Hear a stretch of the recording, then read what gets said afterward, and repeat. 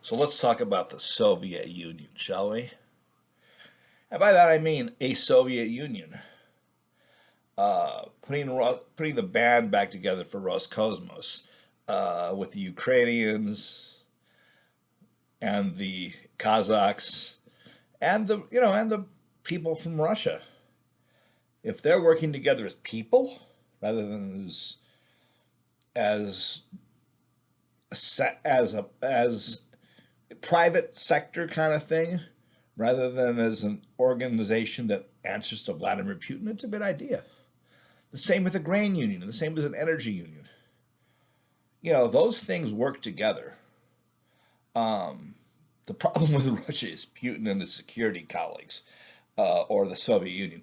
The Soviet Union, as an idea works, or as a space where you can have space work together. The people who do space and the people who do grain and the energy sector. That all works. But the form of government sucks. It's the form of government Russia has had forever. Putin's basically a czar, and so are the oligarchs and the commissars and the Russian nobles. That's all the same people, probably the same families, the same toxic leaders that Russia has had to face. And the thing is, the Russian people and the Soviet people have to do what the Ukrainian people have done rather well, and defy Moscow. I mean, if the best thing that can happen in this war is if Ukraine conquered Russia and made it, and then put together a Ukrainian Union or a Ukrainian Soviet. That would be like, probably the only way to, and then to show, and then to cast off Far Eastern and even Middle East and Central Asian Russia, give it to the Kazakhstan. Maybe have a Kazakh Mongolian Union, and with the Yakutsk and Alaska and the First Nations people and Greenland. Have that all. That's an ethnic. That is an ethnic region. A lot of people there, not a lot of people at all. I mean, I don't think you could get like, more than not even 100 million people, as long as you leave China out. But if they were to surrender the Mongolian parts and leave the Turkic people out, and we have a Turkic area, and then let the Han Chinese be whatever they want to be, but not trying to expand their space, even though they're going to be global warming out of there. I mean, it's like, the Han Chinese are the ones who should most fear, and especially the Szechuans. Not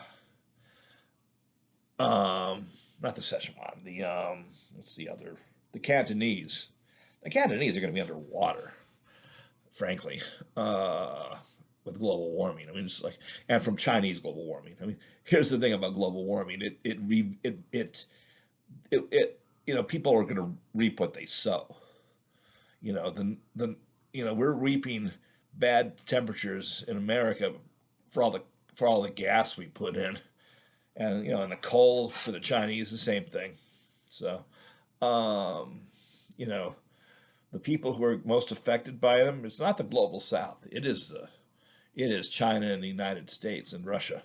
The big, and mostly China and the United States and Canada, the big gas guzzlers, fuel energy users. I mean, a Ukrainian Rus and a Kazakh federation would be the best thing. I mean, the Russians need to go back to Norway or something, or become a Viking, because Moscow Rus is like, they're too damaged from the Tartar era, and they're still trying to make up for that, and they're not quite doing so well because, they're Russians. Sorry about those of my friends who are Russians, but it's like Russians. Those are the people who stupid Vikings. The smart Vikings went to America. The stupid Vikings, I'm one of those. The stupid Vikings went to Russia. It's like, okay, let's send those people there. It's like they didn't get the hint. The people who bought into the whole violence thing. So yeah. Russia, Soviets are great if you keep Putin out of it and the security state out of it and give the people of that whatever successor state that kind of patriotic pride and don't screw with us mentality that Ukraine has and Russia does not. Ukraine will never be conquered from inside or outside by strongmen. And that's what Putin finds so dangerous, and he should. Because if the Ukrainian ideology were all of Russia's, people like Putin couldn't exist. His security state couldn't exist. It would be overthrown. I mean, maybe the best thing that could happen to China is that Hong Kong and Taiwan say, okay, we'll join you, but you've got to let us travel anywhere in the country and teach what we want to teach about democracy. And the same thing with the Finns and the Baltic states and the Ukrainians. If they were absorbed, they would absorb you, Russia, and the Communist Party rather than the other way around. Freedom is a virus that spreads, and it cannot be stopped. If I were Russia, I would pull back from that war, contract as much as possible, and keep that little terror state. It's so it can't be conquered. Contract into like reasonable defenses and just beg the world to leave it alone because it's a shithole. It's like, and why am I thinking all this? The thought came across my mind because Trump is geeked.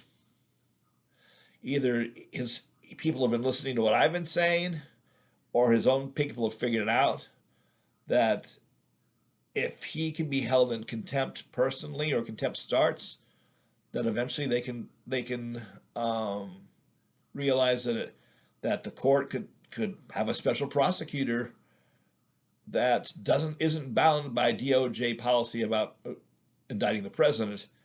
So for Trump personally, the best thing he can do is comply, and he has announced that he is going to comply with all court orders.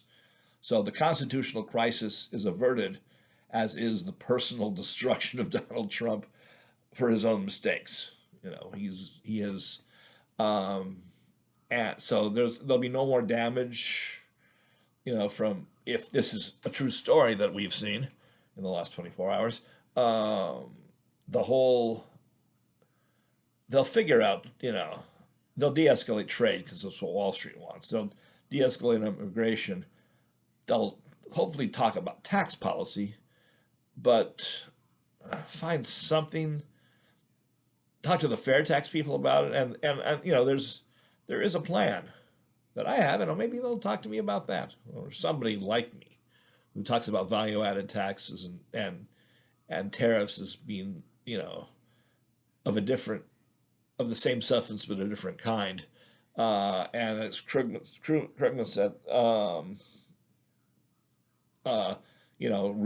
restrict who has to pay and file taxes. And I would also hope to, have a child tax credit that goes to people through their wages or their benefits.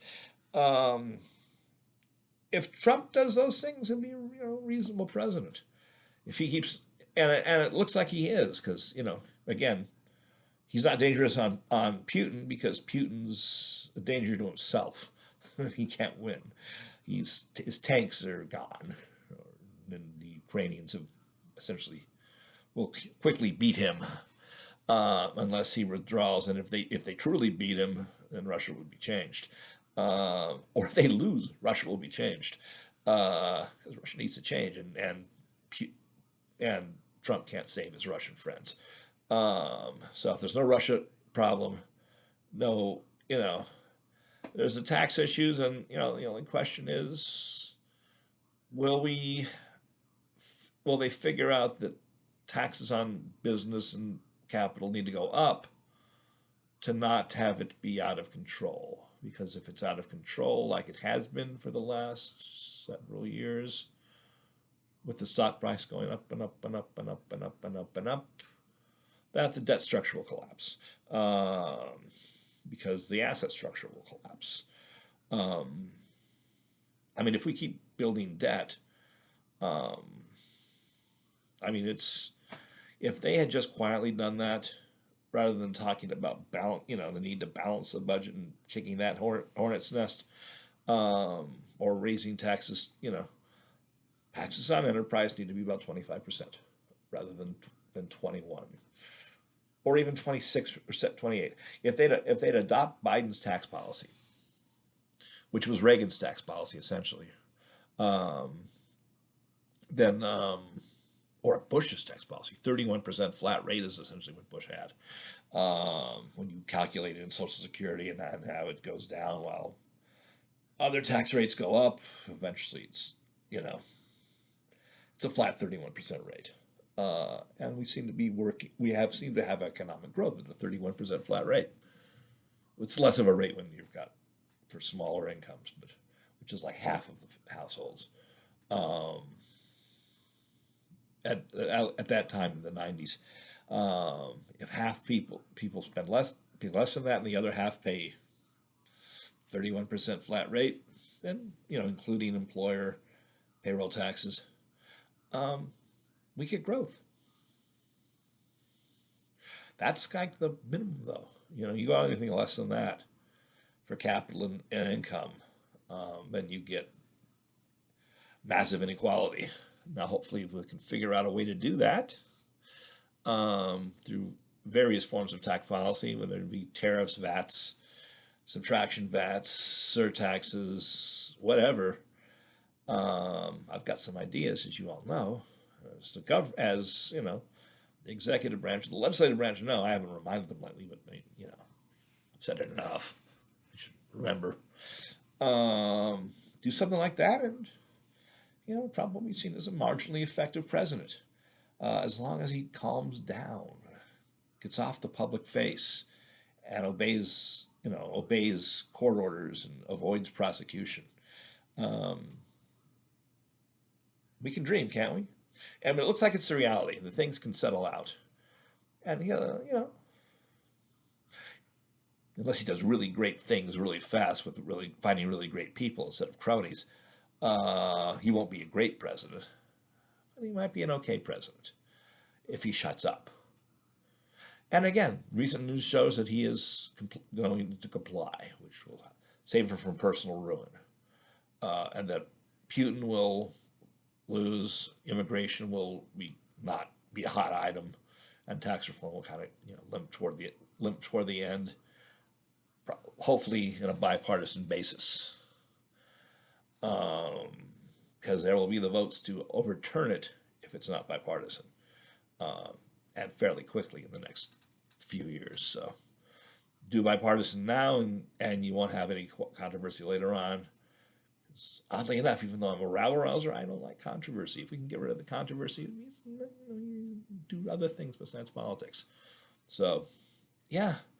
Cross your fingers that Trump really does realize that defiance means personal ruin, and Putin is no messiah for him or example, and have things be cool, and Trump will learn not to be a public ass, making an ass out of himself, because there is no such thing as bad publicity. He's been getting it, and fire his cronies, for God's sakes. Pam Bondi and Christine Noel were just like, get them out of the public eye. If Trump wants to look good, that's what he will do. So we'll see.